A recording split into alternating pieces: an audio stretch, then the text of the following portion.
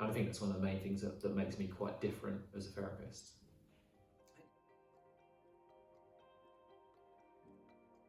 My background is engineering, and so I was a design engineer, and I worked in the nuclear industry, the automotive industry, and then I finished my engineering career in the aerospace industry.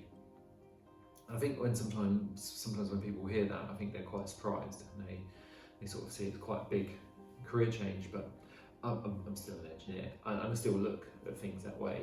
And as engineers, we are taught to look at different systems and how the different systems interact with each other.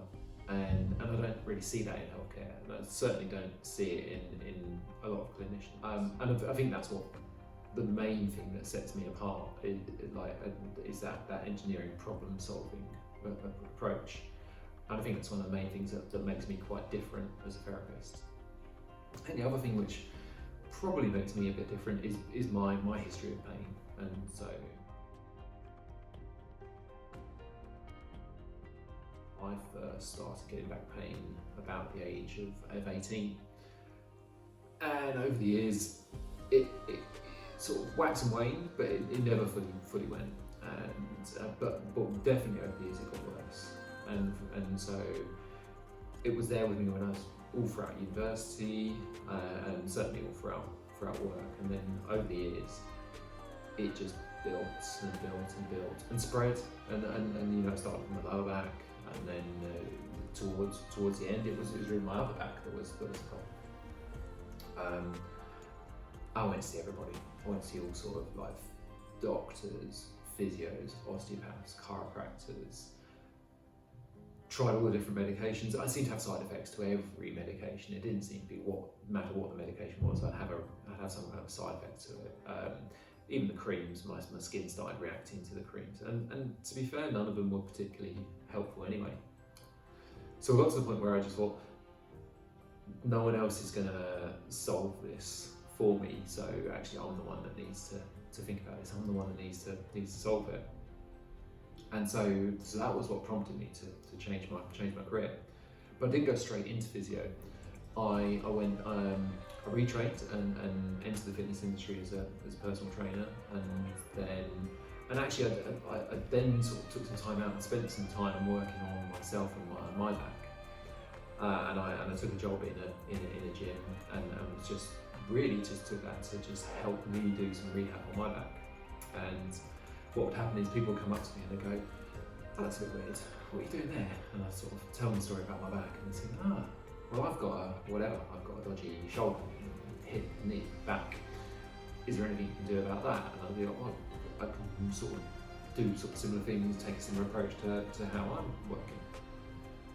And then as the years went by, I got some really good success with people, and I became quite well known for this different approach. And I was working on and off with a local physio, and she was saying to me, "Do you know what, you really should train to be a physio." I was like, "Do you know, I'm doing okay. I quite like what I'm doing." And then I don't know, at some point the time was just right, and I thought, okay, do you know what, I might actually do that. I might do that physio. And so I sort of rung her up and just said, "Any chance you could do a reference for me for a physio application?" And so she was just like, "I've been waiting a long time to hear you say that." And so then that was it. And then now the ball was rolling, and I sort of qualified as physio. And to be fair, my job role hasn't really changed that much. I still work in a really similar pattern. I've just got a different piece of paper.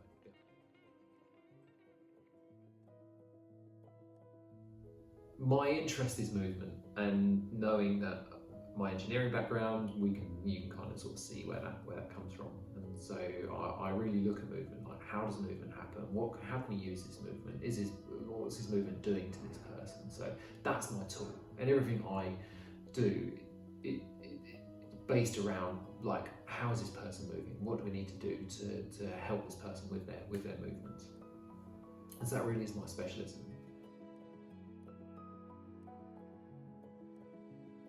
I started working for Paris Swim England in 2018.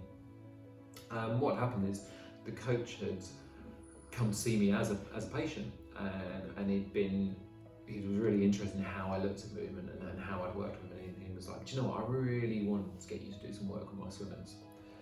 And sort of a bit of time went by, and then they had a camp local to me, and I think somebody had let them down. I think the person that was working with them, with their sort of land-based training, so the stuff they do outside the pool, I think he'd let them down, or he couldn't make it for some reason. And so they called me up, and they were like, would you be able to come in and do some stuff? And so I knew nothing about swimming, knew nothing about it at all, but I know about movement, and I know sort of about sort of people. So yeah, cool, I'll go along. And so there's all these kids, sort of from, I don't know, about the age of 9 up to maybe about the age of 18.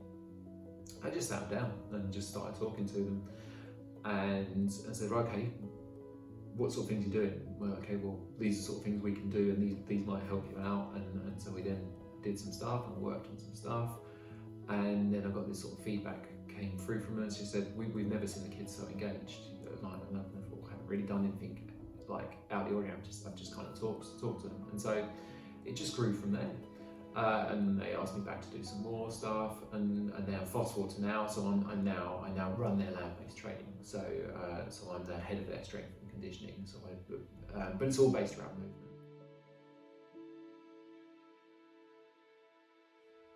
I don't think people realise just how many things they can do to help with their longevity, but also I don't think people know that a lot of these things are A, they're measurable, but B, we can look at those measurements and we can look at where they are with those measurements relative to their age, and then we can look at which measurements we need to work on and make some changes to those things.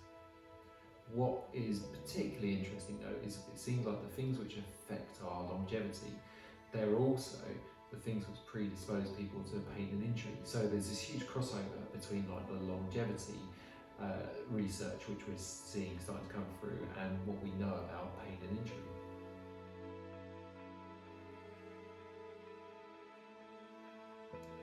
Sleep therapy is another area that I work with a lot of people with. Physios has this sort of strange way of working, and so what often happens in physio is you learn that these relationships exist, but then physio doesn't really give you the tool set to do anything about it a lot of the time.